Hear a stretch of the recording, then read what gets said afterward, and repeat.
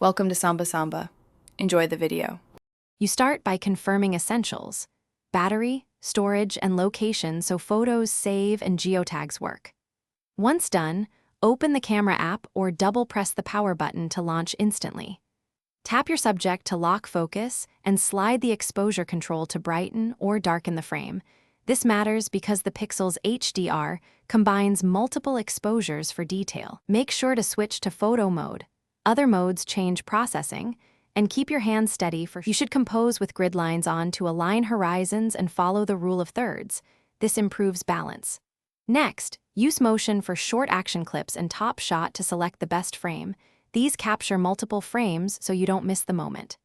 If distractions appear, apply Magic Eraser to remove them after capture.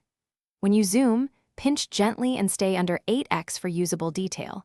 The phone's software blends frames, so lower zoom gives better clarity and less noise.